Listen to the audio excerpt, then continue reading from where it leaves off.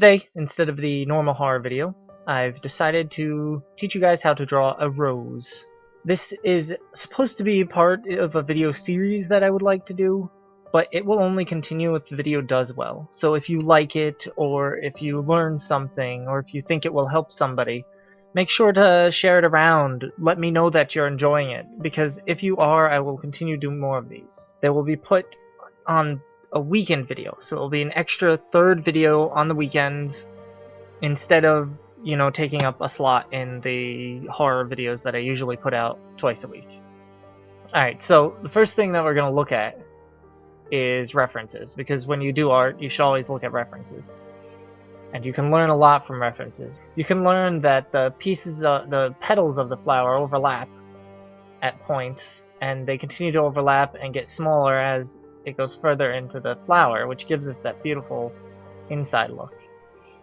Another thing to note is the petals fold over. So when they unfurl, they fold over themselves, so that they have this kind of a lip here. And that brings us to the stem. A stem is straight. There's no curves. It's very one line to the next line to the next line. It has branching out areas for leaves and stuff, and then it has the thorns, and it doesn't have many. That's another thing to notice. It doesn't have many thorns. A lot of people will draw a lot of thorns, but it's not necessary. So let's start with drawing the stem. So it kind of goes like this. I'm just going to draw a couple of lines to sort of get what I want. Now they don't have to be perfectly straight, because a rose is not perfectly straight. But you get the basic idea, and that's what you're trying to do here. And you can go up as high as you want. Don't worry about that. This can be cut down so that we can put the rose on top, the flower of the rose on top. So we're going to snip off the end of it, because it's a rose that's cut from its thing. You don't have to. You could put the rose in the ground or on a rose bush if you want. Now, the thicker part of the rose will likely be down to the bottom, and as it gets higher, it will get thinner. Not incredibly thin, because it still has to hold the heavy rose, but thinner than what it was at the bottom. Okay, so now we have a couple of points. We have this point here, where I did a little bit of a curve, and we have this point here, where I also did a little bit of a curve. For me, I'm going to put the branching off bit up a bit higher, because I happen to like the look of that. And we're just gonna do that for now. And then we're gonna put the thorns here. We're gonna just mark where we want the thorns to be.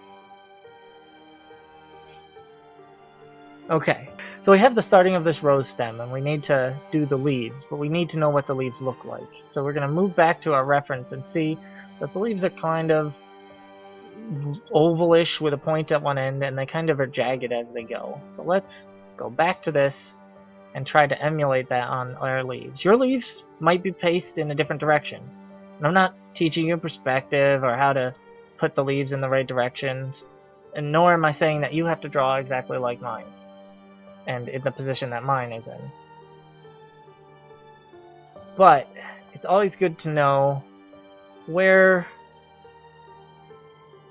you're going and the direction that your flower is headed in.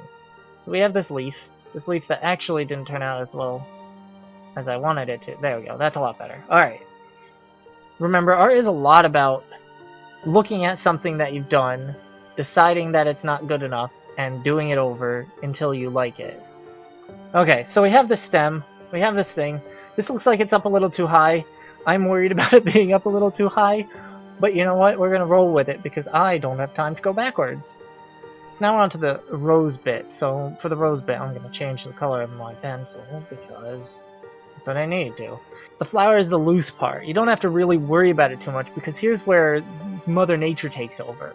There's no way to draw exactly like I'm drawing, or exactly like this person draws. Just be free with it. Okay, so first let's find the center of our rose. That's important to note, because everything comes out of the center, and the center should be somewhere on the stem. So what I'm gonna actually do is I'm gonna move this over a bit, put it right on top of the stem. Okay, so that's the center of our rose. All of your flower petals from the outside going in should be heading towards that center. So let's just put a couple of flower petals. And don't worry about putting these shapes. These shapes are temporary. We're just getting the placement for all the things that we're going to put in later. Now remember, like I said, no rose will be the same. You can just draw whatever you want. You can just put it whatever you want. But always remember that it's sort of a spiral into the center. So this one actually should be more like this, because the rose is trying to spiral into the center. It's trying to protect the innermost parts of it.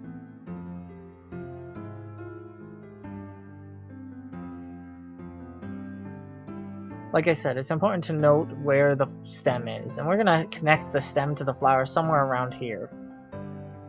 If the stem goes all the way up here, this flower just looks weird. So we're going to be connecting it somewhere down there. So let's go to this layer and actually do something. It's that thing, so it doesn't look so weird by connecting it there. Alright, good. The reason I mentioned perspective before is so that we can let the flower petals that are closer to us seem bigger and the flower petals that are further away seem smaller. And we're gonna do that right now. We're just gonna basically turn this into a flower by connecting these lines to the stem somehow. So we're just gonna do something like that right there. Just make sure that you're connecting them to the stem. It looks like a bunch of lines, and that's kind of what it's supposed to look like. Okay, another important thing is to realize what lines are important and what lines can be cut. Like this line is bad. This line is bad because it leaves this gap here, and you don't want that. So what you're going to do is you're going to make it bigger, and you're going to flourish it out, and here is where you get the freedom to do whatever the hell you want. I am doing a bit of a lip thing there, and it's gonna go over like that, and that's where it's gonna fold over, and there we go.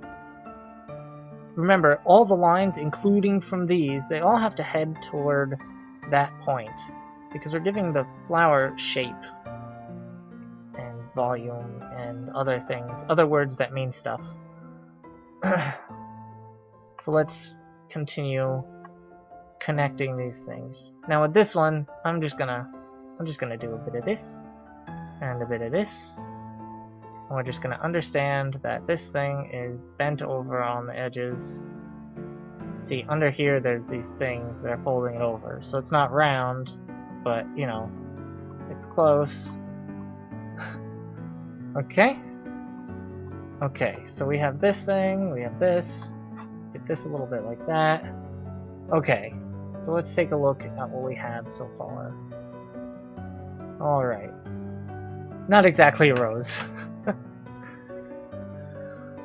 So now that we've got all of our lines down and we know what we're doing with things, let's move on to the last bit, the last part of this whole shebang. And that part is the lines. This doesn't look right, but we're moving to line art anyway because sometimes it takes moving to line art to really get things to come together. So when you're doing something like this, it's important to note what lines you want to keep and what lines you don't. So we're going to start with the flower because the flower is the most important part, and it's usually on top of the stem, so you can know where to end the stem easier if the flower is already there. But now, since we have all this, we can start from the outside inward. Since we know where the stem is, since we know where our flower petals are supposed to be, we can just go from the outside to the inside.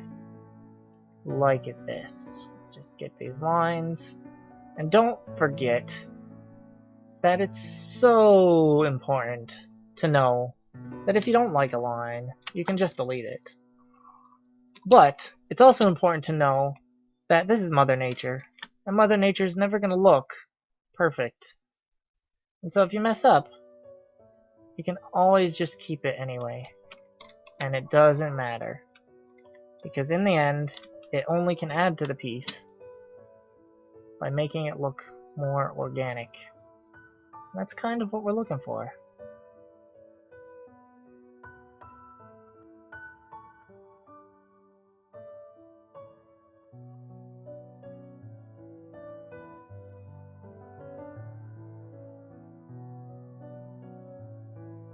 So we're going to keep on going into the center of this thing and just keep on. Now, as I get closer to the center, if you look at these things, you'll notice that it gets really complicated.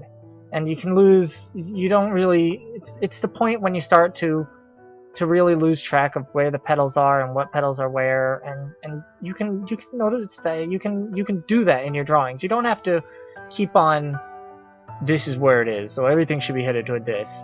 It's about doing freedom. This is about knowing when to have control and when to not. And when you get toward the center, you can lose a bit of that control, and you don't need to worry so much about where your petals are going and what's going where and how this looks and whether this is right or wrong or anything like that. Because as you get to the center, the flower stops caring, and that means that you can stop caring too. Okay, so we have this rather beautiful flower, as if I may say so myself.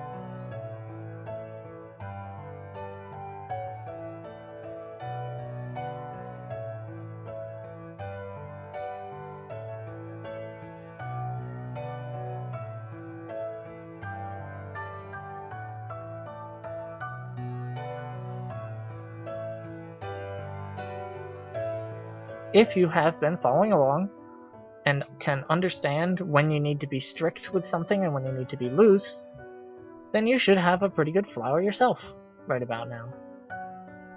And everything should be fine. I'm going to actually make that flower petal even larger, because why not? That's a bad idea. I think I'll do this instead. There we go. That'll give it more. That'll give the flower petal more depth. Okay, so we fixed this problem, but there's a couple of things that we're going to need to fix here, like that, and this, and right here, because that doesn't work out very well in the scheme of things. So we're just going to do that. There we go.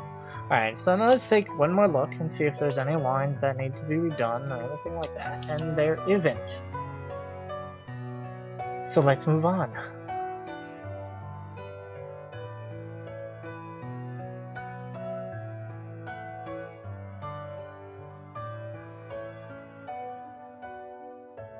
So let's erase this. Let's back up and see what we have. And that is a beautiful, beautiful rose. I'm so glad it came out the way it did, because I was kind of nervous that I would mess up my first art lesson. Oh, jeez.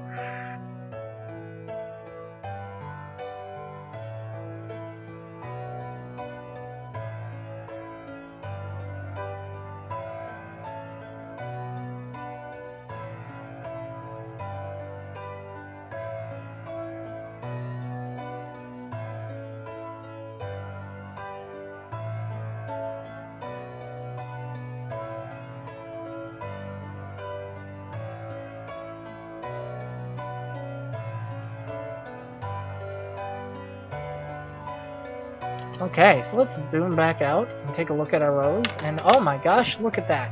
That is a beautiful rose!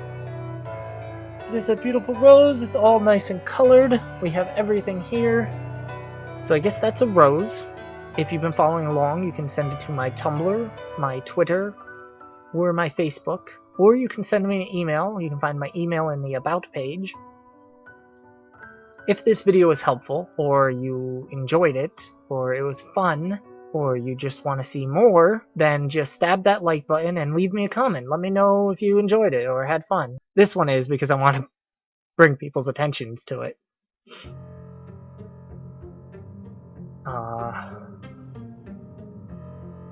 And yeah, so I'll catch you guys later.